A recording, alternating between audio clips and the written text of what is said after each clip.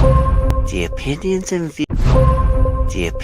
and views expressed by individuals during this broadcast are their own. They may not be the opinions of The opinions and views expressed by individuals during this broadcast are their own. They may not be the opinions of this network, their groups, or other organizations they may be involved with. Ganja my meditation, ganja my brain. Ganja we take away my stress and strain. Ganja my meditation, ganja in my brain. Marijuana take away my stress and pain. Ganja my meditation, ganja in my brain. Marijuana take away the stress and pain. Ganja is the medication, ganja is the cure. Police of them a fight the marijuana for sure. Purify me heavens and they make me feel pure. 100 way to Cali, we be bring you on door. Ganja in the meditation, ganja in my clothes. No offense, I'm smoking marijuana around you.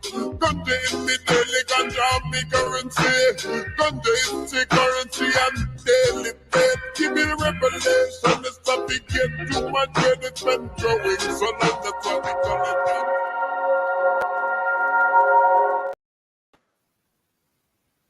Hello, everyone, and welcome to the Ganja News Update for this Monday, February 26th, here on the NOK Network, the video news podcast focused on cannabis news being reported in the mainstream media. I'm joined by my amazing host, Michele. How are you, Michele? I'm good.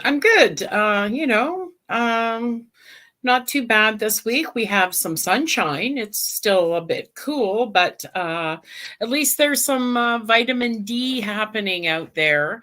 So unlike how it was for such a long time, so I'll take the sun even if it is cold. That's fine. How are you? Good.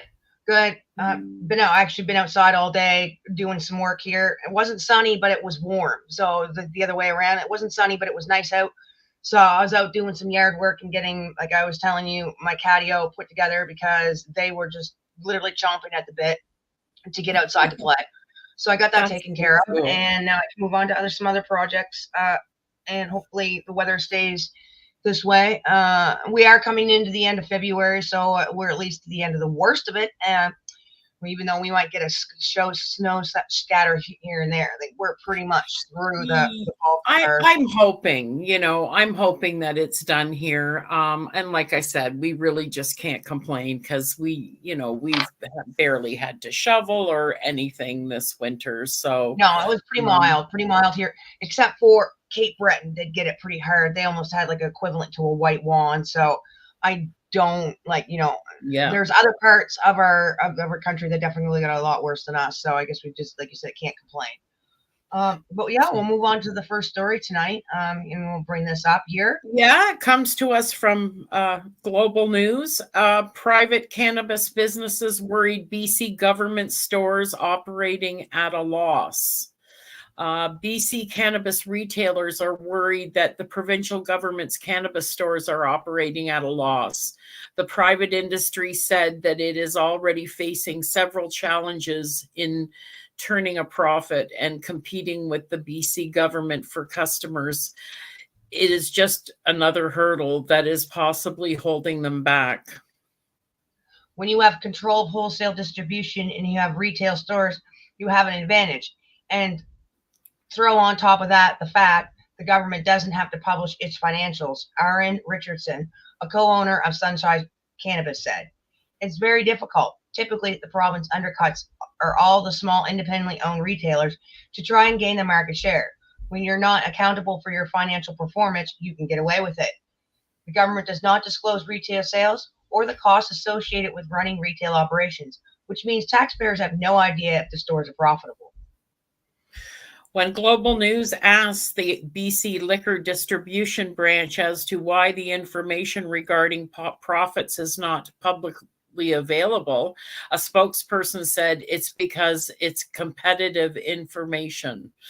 According to the BC government's cannabis sales bring in $485 million a year in revenue, which includes both retail retail sales and wholesale purchases. That figure is an increase of 15% from 1 year previous. The government also says transactions at retail stores have increased by 2.1 million purchases, which is a 24% increase in a year. The Retail Cannabis Council of BC's director, Corey Waldron, told Global News when a government store opens, there's an instant decline in private store sales in the area. We saw an immediate and permanent decline of 35 to 40%, just dropped right off and never recovered, Waldron said. The government has endless pockets, and if they are losing money, it doesn't matter. But as a private operator, I can only lose money for so long before I have to lay off all my staff and close the doors. It's been 5 years since cannabis legalization, and the cannabis industry is growing, but according to many, it is not thriving. Well, there you have it. Even that makes perfect sense. It was just funny because like they're doing that in BC, they're undercutting, and in Nova Scotia, we just don't have the option. We have to go to government, so they're just overcharging. So it's like the other way around in Nova Scotia. The government is selling it, but they're overcharging it because they don't allow for any small private stores or anything. I find it strange, that they say that it's competitive information, which it is. But this, it should be more about collaboration as opposed to competitiveness, so virtually we have people who have put up their life savings to compete with the government in a nutshell. Yeah. And you ain't going to lose. You're not going to win that battle because you're just not going to win it, right? So that's what makes it really sad because, smaller entrepreneurs like myself and stuff, like we see more to be collaborative as opposed to competitive, right? So maybe the bigger world can learn a little more from that. And, I just don't like the way that they said that in the article, that that's competitive information. And well, of course we know it is, but you can't win against somebody who you're competing against the government. That you can't win. So yeah. I 100% agree. Yeah. Roll into the next story here. Hold on here. I'm just going to add it to the screen.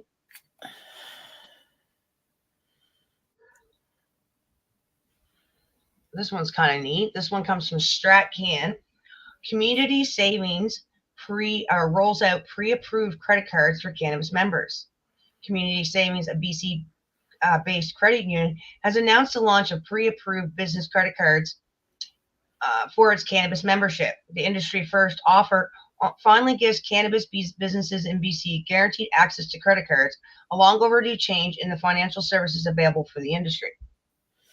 Typically, credit cards are a standard payment solution available to any small business, but obtaining business credit cards for cannabis businesses has, until now, been a highly discriminatory process. Many cannabis businesses are rejected by credit card providers solely because of their legal business in cannabis. Community Savings has successfully campaigned for a policy change to ensure cannabis businesses can now have credit card access. This is a significant milestone, and it really is. Being able to accept them is one thing, but being able to have a credit card in your business name with cannabis in it, this is big. This is a significant milestone, changing the way to access basic financial services is provided to cannabis businesses in BC.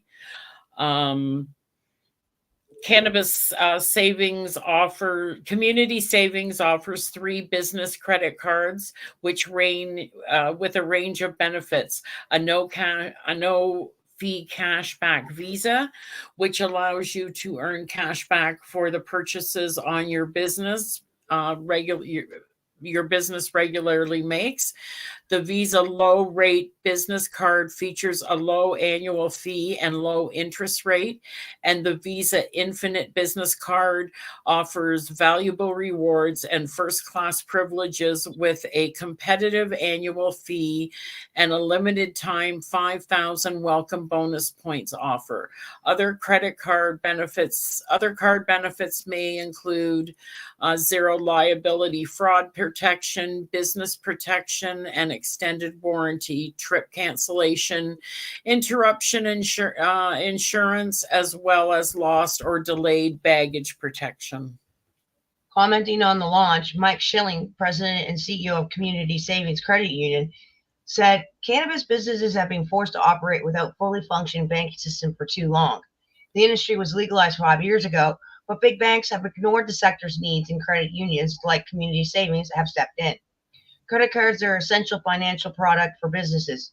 Community Savings is proud to now pre-approve every one of our cannabis members to ensure access to the basic payment product. Every day we work with our members to help grow the cannabis industry, starting with access to the financial services. 5 years after legalization, access to basic financial services is just one barrier facing Canada's legal system industry. Notably, cannabis growers and producers pay federal taxes of a staggering 30% of top line revenue, in addition to overly burdensome regulatory compliance costs experienced by all cannabis businesses. Despite the challenges, the cannabis industry has grown about 10% year on year since legalization and supports the jobs of nearly 100,000 Canadians.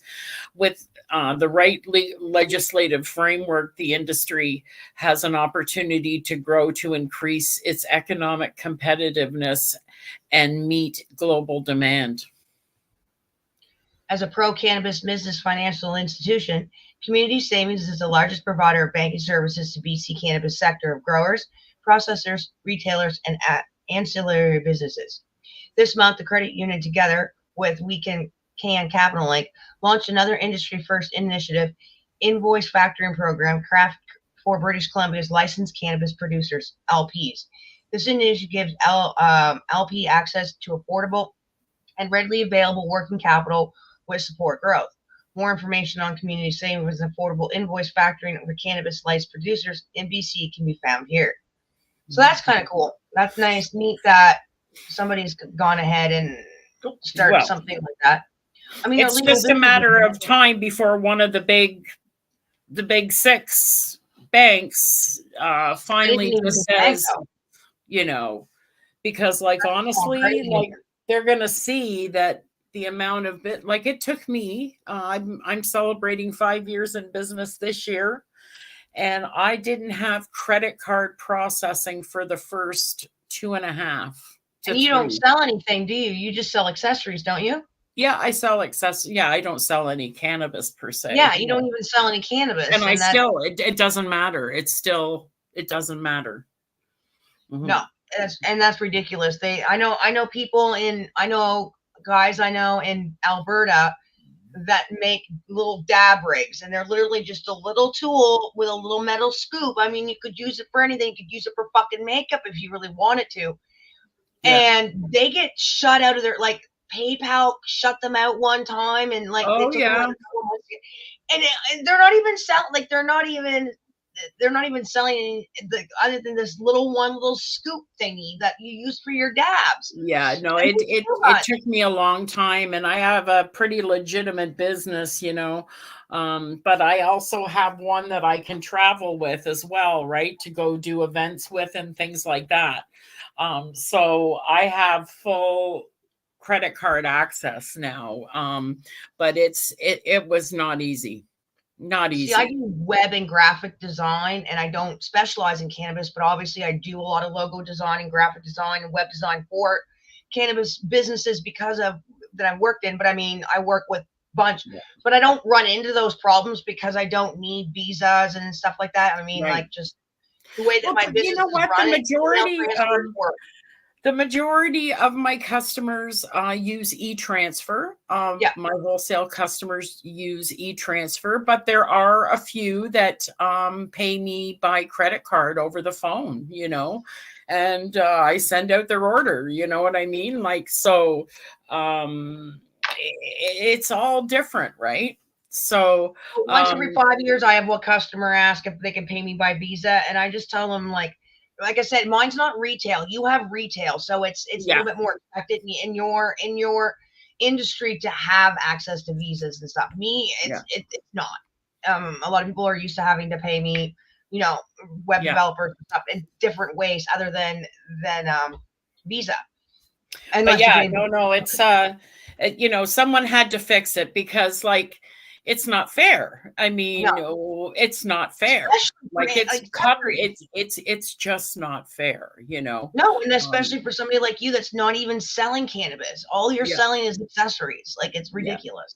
Oh, I know another woman that just sells jewelry, cannabis related jewelry, and she's got that's what I'd sell basically too. And no. It's crazy. So, I mean, I hope that gets better for entrepreneurs because, but like I always tell entrepreneurs because I went through it. Listen, I went through it the first 3 years I was in business. I didn't have it. And this is what we do. We're blazing trails, so that people in 10 years time aren't going to have these problems. You know what I mean? Like we've all gone through it as cannabis related or any type of cannabis entrepreneur. So it's just a learning process. The banks are finally starting to figure it out. And if they don't figure it out, there's going to be banks that are going to open that are going to be open strictly for that purpose. Like credit unions, they'll just give the money. Yep. Lead into the next. And the big banks can go to hell. Pretty much, yeah. Big banks and corporations, I like to see their downfall anyway. Yeah. Big banks and big corporations are just a bad idea all around. It gives too few people, too much power. So here we are, and our next story comes to us from MJ Biz Daily, and it's Canadian government hiking cannabis regulatory fees in April. Wow, I'm sure people are going to be thrilled to hear this. Yeah. The Canadian government is increasing 8 regulatory fees levied on the regulated cannabis industry beginning April 1st.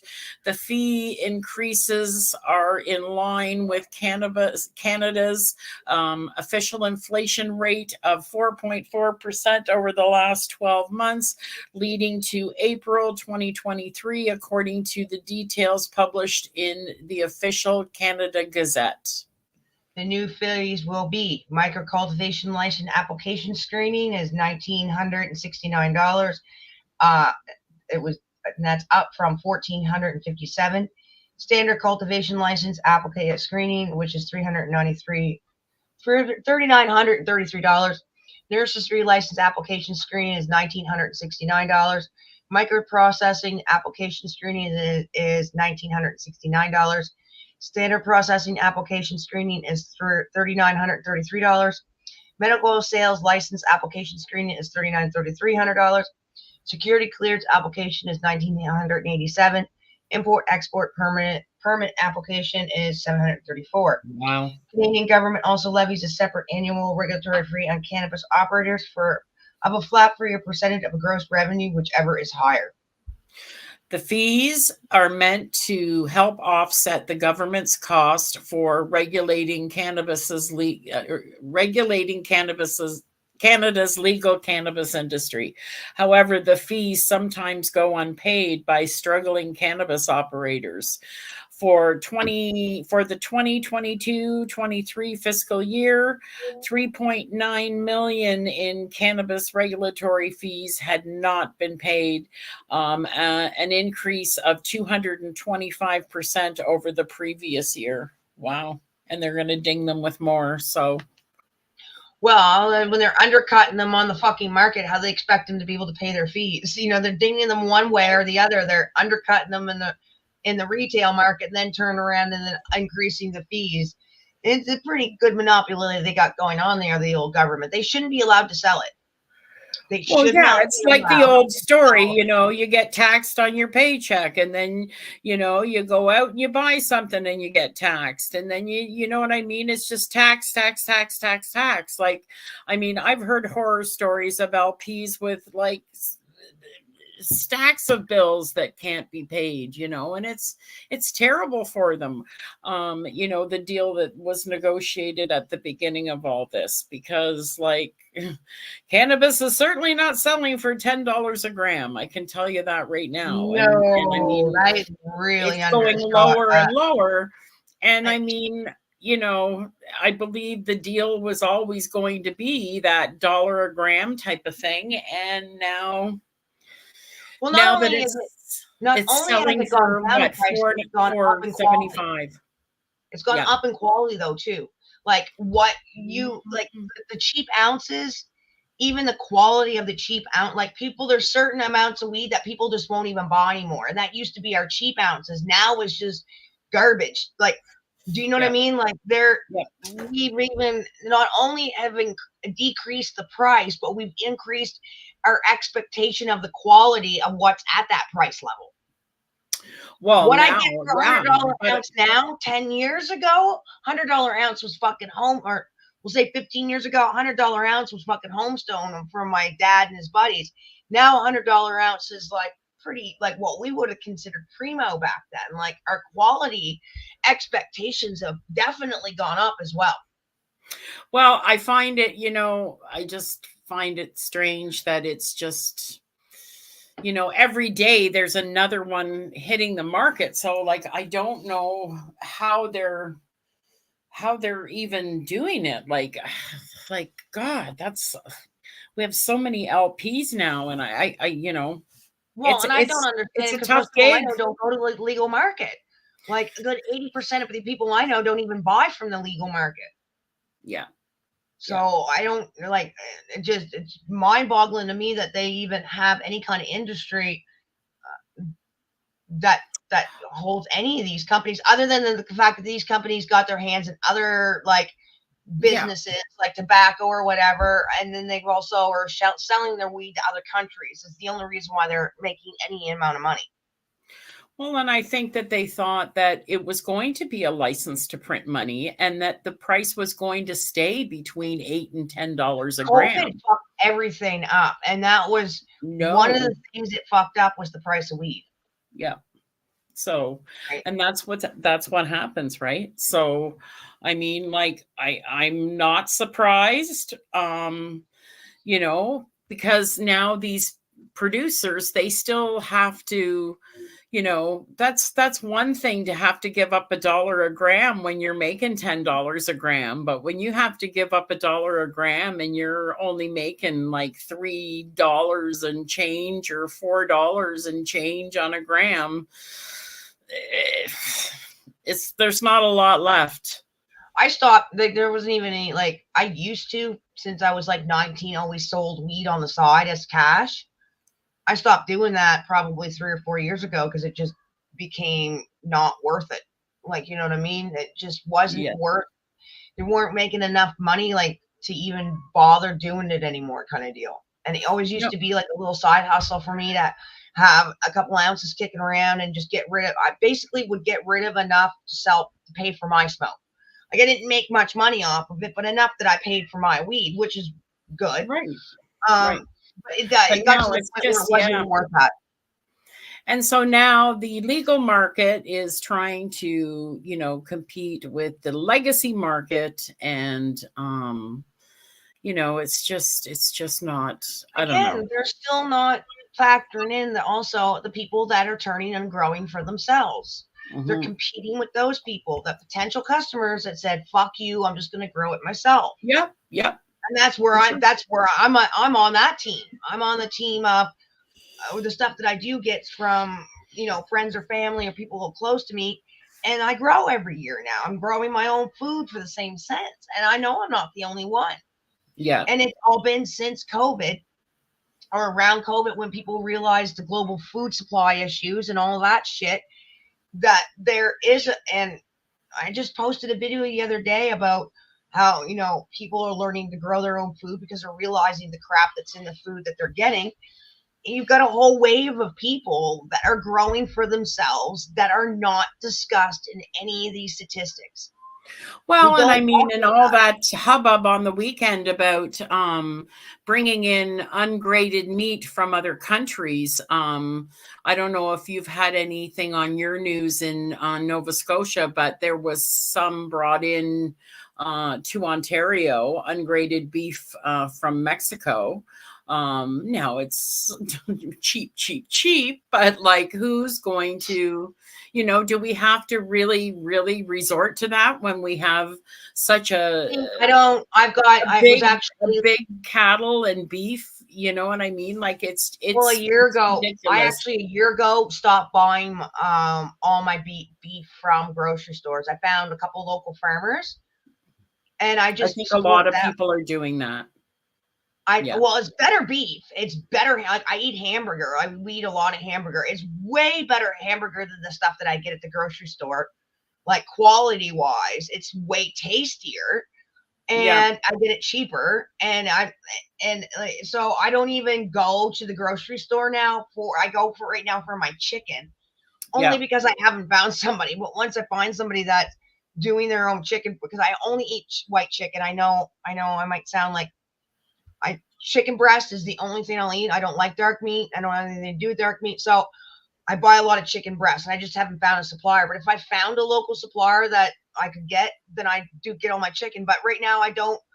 I've made those pushes, and it's way better. Like, the food tastes better. Speaking of which, I know I was just wasting time because I knew that we had a certain amount of time. We're at commercial prime.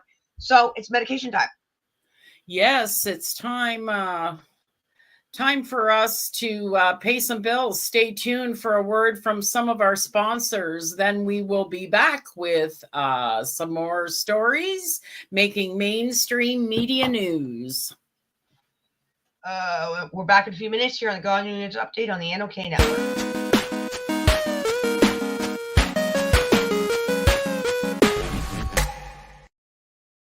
Are you a Northern Ontario resident searching for credible information on cannabis as a medicine? No Sir is here to help.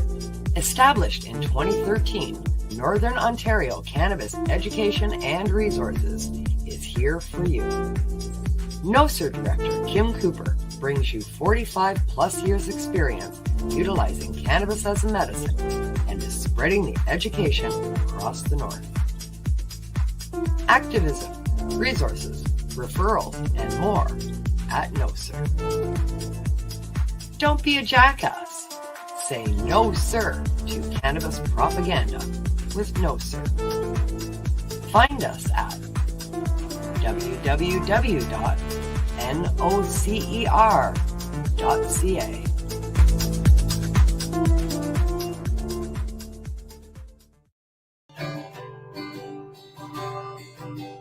Peace, news, and views on NOK Network. Patients everywhere advocating cannabis evolution with Kim Cooper and Sir Steve Oak. Joint hosts interview people in the grassroots and corporate cannabis space across North America and beyond. Sit down with patients, entrepreneurs, lawyers, doctors, and others share their journey with this medicinal plant. So join us for Peace, News, and Views. Wednesdays at 8 p.m. Eastern Time, where all consumption is medicinal consumption on NOKnetwork.com. Follow and subscribe to NOK Network on social media and streaming sites including Facebook, YouTube, and Rumble.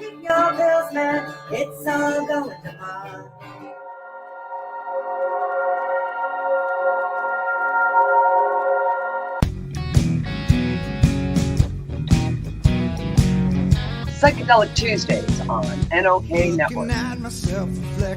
Tune in at 8 p.m. Eastern Standard Time for Psychedelic Reports. Lupa Alvarius is scouring the newsletters, stories being reported in mainstream media on psychedelic records and passing them on to hobby puppets and Karen Simpson so they can bring you you, our listeners, in this 60-minute video news podcast. Tuesday evening news. Join us for Tuesday Evening News, weekly at 8 p.m. Eastern Standard Time for all your news and information in the world of psychedelic medicine. Follow and subscribe to NOK Network on our webpage, social media, and streaming sites, including YouTube and Rumble.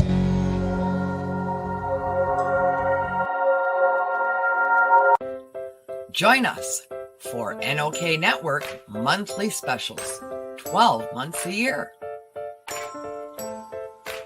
Movie nights. Spotlight on entertainment. And live on location event coverage. Stay up to date about upcoming programming by subscribing to NOK Network on Facebook, Twitter, LinkedIn, and Rumble. Check out our webpage at www.noknetwork.com.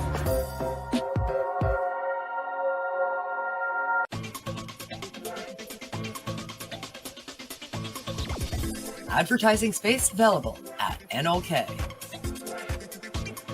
Contact us for a rate sheet at knocknetwork.com.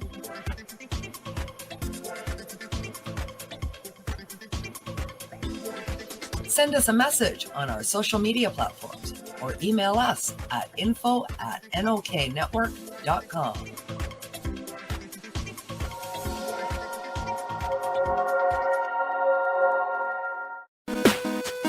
Welcome back to the show and our regular program.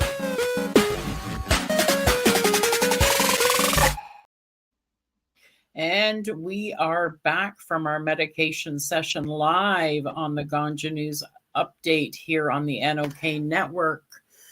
I hope everyone's feeling great. We have another story coming out, make it Cannabis News, so let's get at it.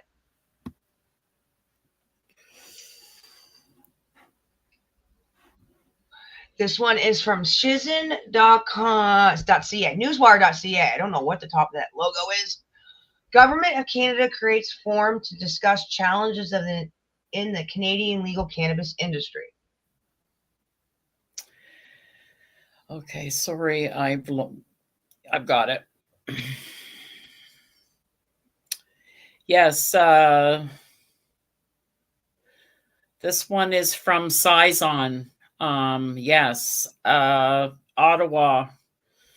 An efficient and sustainable legal cannabis industry is essential to achieving the objectives of the Cannabis Act, including preventing youth access to cannabis, protecting public health and safety, and reducing criminal activity and the burden on the criminal justice system. To help with the new industry, address key issues and opportunities, the Government of Canada has created a cannabis industry forum. The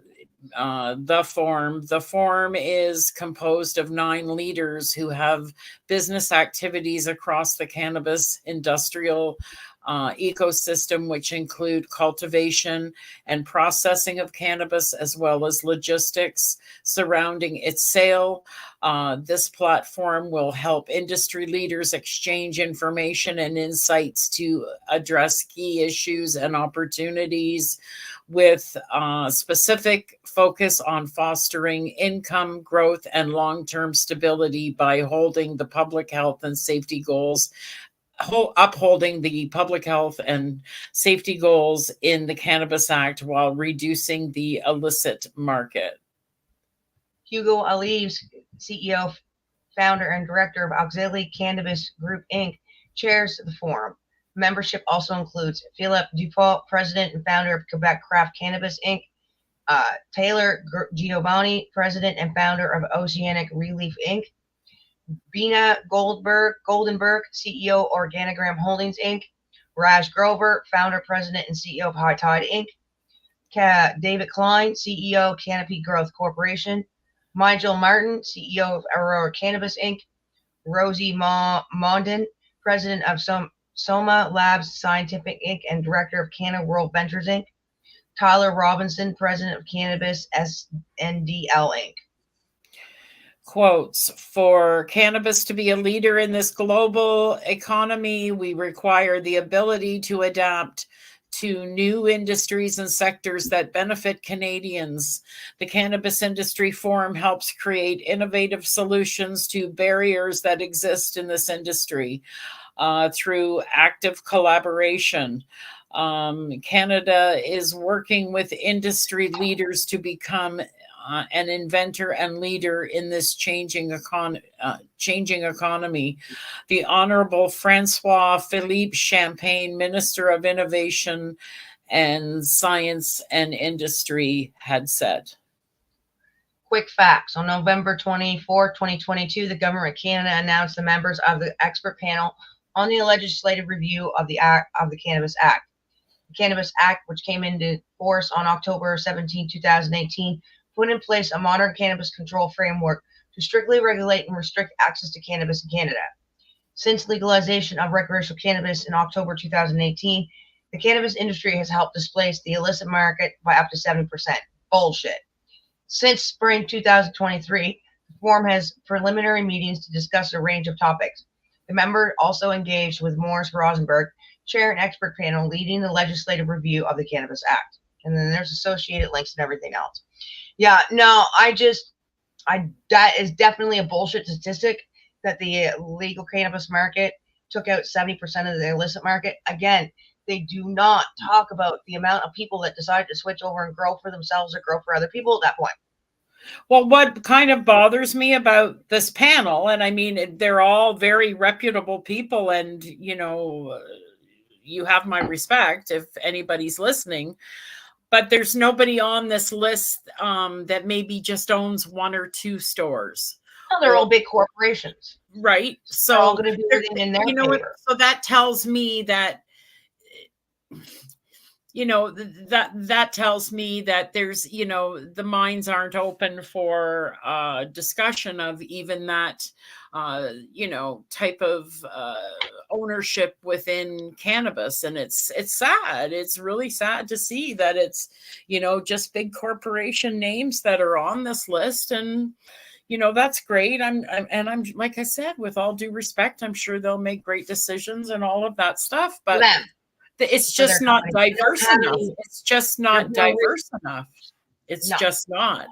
No, I agree. It's just a bunch of companies doing things for them and making a board to do things to make sure that their shareholders are taken care of, and that's it. Like there's, like I said, they don't want the little people involved in this industry. They want big corporations, and that's pretty apparent.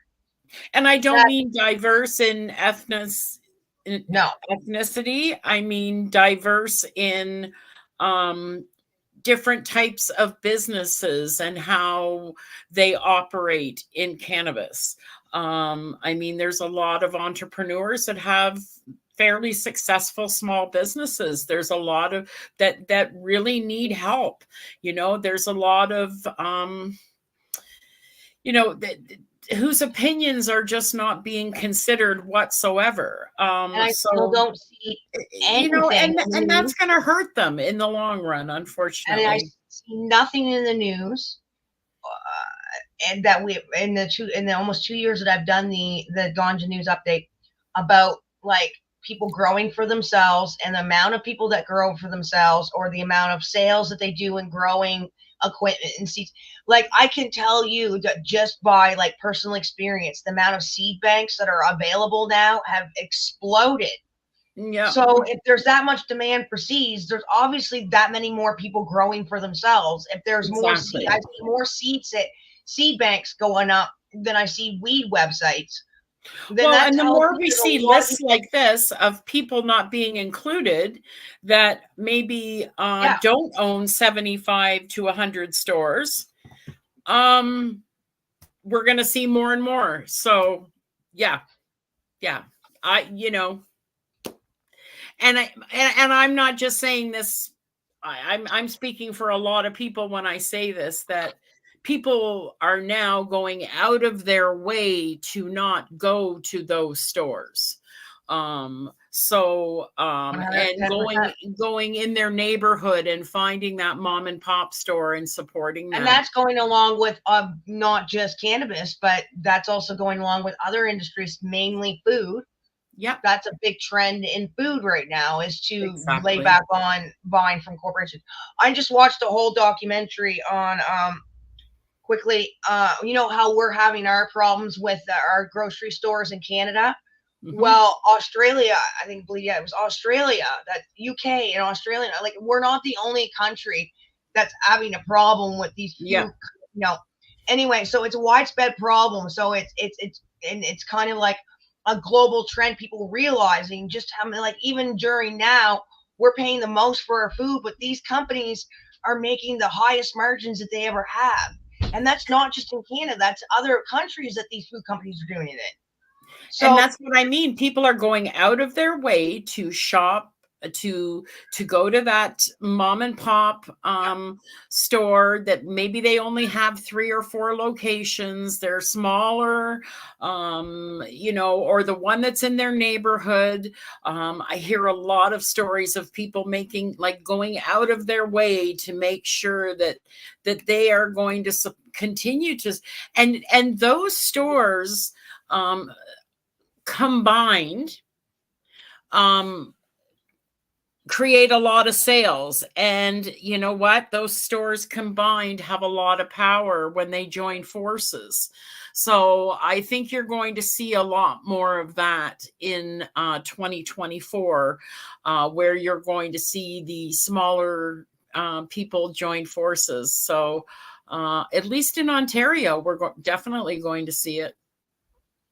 So we don't have any of that around here. It's all NSLC, but around here, I know personally around here, a lot of people I know just started growing for themselves. I know people that don't even smoke weed that grow weed for their friends. Like, so there's a big revert in Nova Scotia. I think there's always been a large amount of growing around here, even when it was illegal. But I think if you looked into the actual statistics of it, that there's a lot of people that started growing for themselves, as opposed to, it's just so easy nowadays, especially when you have auto flowers and you have the grow equipment that's out there for under $500. You can go out and buy yourself a setup, and the auto flowers are pretty fucking dummy proof.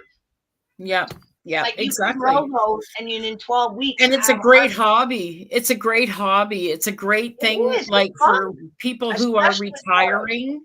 I'm going to be spending some time talking a little bit about that this summer, about how retired people can, really enjoy themselves and grow cannabis, and really, because you know what?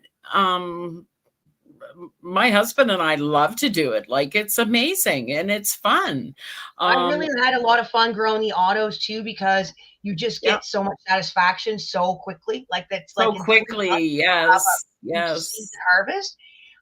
It's a little bit less harvest per plant, but I really enjoyed the taste. Like I enjoyed the different flavors that I was doing. I'm probably going to buy another round of autos for this year or two.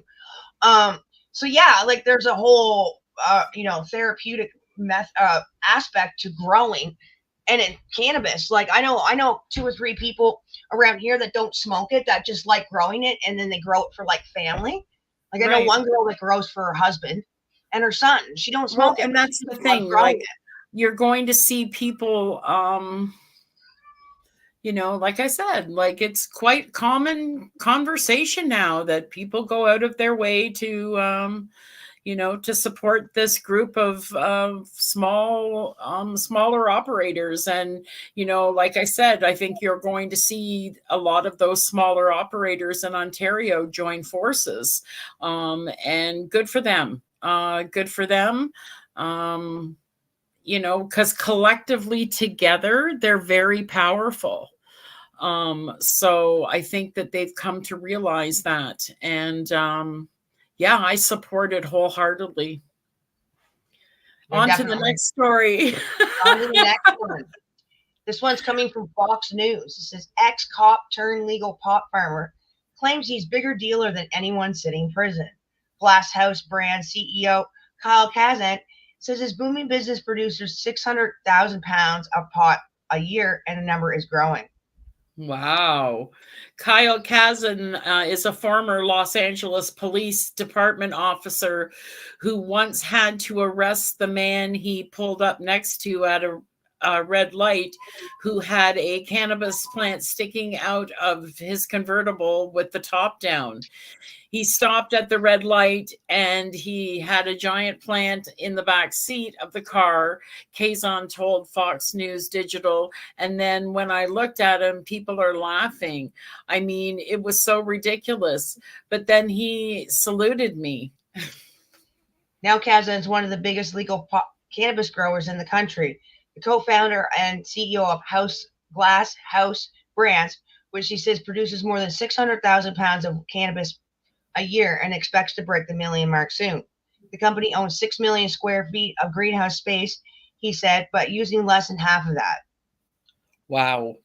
After breaking into the legal pot business with some shady partners, including an associate of the infamous LA mogul Suge Knight, Kazan said he cleaned things up, attracted legitimate investors, and cultivated a California powerhouse.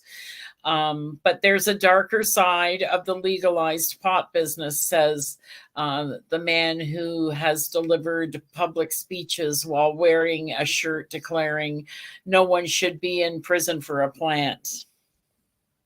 Thousands of people are serving felony prison sentences for nonviolent cannabis dealing that pale in the comparison to the scale of his operation. Justice, then, certainly isn't a blind now, is it? Kazan said. According to Kazan's estimate, there are between 2,700 and 3,000 people in prison on cannabis distribution charges in federal prisons. There are thousands more in state prisons. The Last Prisoner Project, a Colorado-based nonprofit, estimate that in 2018 there were 32,000 inmates around the country on cannabis-related charges. That's just wrong, Kazan argued, especially when none of those people moved anywhere near as much weight as his company. He takes the issue seriously and has even flown across the country to speak on behalf of nonviolent cannabis dealers facing decades in prison. I flew down to the federal courthouse in Augusta, Georgia, at the request of a guy named Jose Valero Jr. in 2022, because he reached out to me on social media and said, I'm taking a plea. I'm going to get sentenced. Kazan told Fox News Digital. Valero was facing 3 charges related to 8 pounds of pot, Kazan said. That's about as much as he might sweep off the floor in one of his greenhouses and throw out on any given day, he said. That's what I want to, that's what I point out, like the judge, the defendant, everybody could own legally my stock with a Charles Schwab account right now from the courthouse, he said. And you're sentencing this young man? He's calling for clemency on nonviolent dealers as well as reasonable regulations for the cannabis industry. He has slammed politicians in both parties, especially President Biden, over the number of cannabis dealers still incarcerated today. Mr. Biden, unfortunately, has not wavered in his commitment to keeping people in prison. Unless you're a famous WNBA player sitting in Mr. Putin's prison, I'm happy she's home. I'm happy that he went to bat for her, he said, wagging a pen from the front of the camera. But you don't have to trade away a merchant of death when you have this, and you just need 3,000 signatures to end it. He said cannabis users should be treated like alcohol users, allowed to partake legally but limited to reasonable, safe behavior. San Francisco and the craziness in our state has made a mockery of my argument because they're saying, oh, you just want people splayed out in the streets and want needles and you want needles in parks where kids play, he said. No, I don't.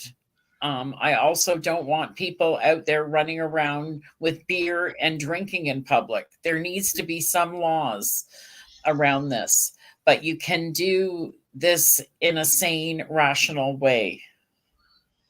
Kazan also weighed in on the recent high-profile case involving a woman who fell into cannabis-induced psychosis after smoking high-potency strain of a boutique pot, then fatally stabbed her boyfriend and plunged the knife into her own neck multiple times before police arrived. He compares the high THC content she consumed to Jack Daniel's whiskey, having more alcohol than a beer. At its lowest, it's a lot less potent, but when you drink enough of it, you're going to get into the same place, he said. Then he disagreed. Go ahead. He said he disagreed with the outcome of the trial in which she was acquitted. It needs to be there needs to be some personal responsibility, he said. When I read that story, I shook my head. If you can make a choice to obliterate yourself with alcohol or whatever, I think you should still bear the consequences of your actions. Yeah, I never heard of that one. Stabbed her boyfriend in a cannabis psychosis or high and then blamed cannabis. I'll have to remember that next time I need to kill one of my exes. A bunch of edibles and blame it on the edibles. That'd be great. I'll use that defense. Well, I just never heard of anyone. Well, honestly, in all my years of using cannabis, is strange, and I think that's one of the big reasons why cannabis became such a big part of my life, is because I did see such violence and turmoil with alcohol. Yeah, me too. And it just, I'm in a situation now where there's no way I can drink. Like, I can't drink. No, I can't. I have no desire to. But that's one of the big reasons right there. Is just sick. Yeah. I have to say that I actually have said this story before, but you've never heard it. That when I was 16, my grandmother actually approached me because I lived with my grandmother, and she said to me, she was like, I don't want you out drinking, and because of all these bad things with alcohol, she goes, but I don't care if you're out smoking cannabis, because I was getting my weed from my dad. Mm-hmm. So right then and there, like when I was a kid, like my grandmother seen the difference between alcohol and cannabis and was like, I don't mind if you're out smoking weed with your friends, but I don't want you drinking. So right from there on in, I didn't drink because I didn't want to like get in trouble with my grandmother, and I really preferred cannabis over drinking anyway. So yeah that was what I was like. I kind of grew up, with a grandmother that like she knew how bad alcohol could be for a 16-year-old girl, especially. And back then was when date rapes and stuff were happening, and kids were getting their alcohol drugged and stuff. So grandma would just felt safer if I wasn't buying my weed from shady people. I was getting it from my dad. So she was like, look, like I'm not worried when you're out there and that's what you're doing. So I didn't want to worry her. So that's what I did.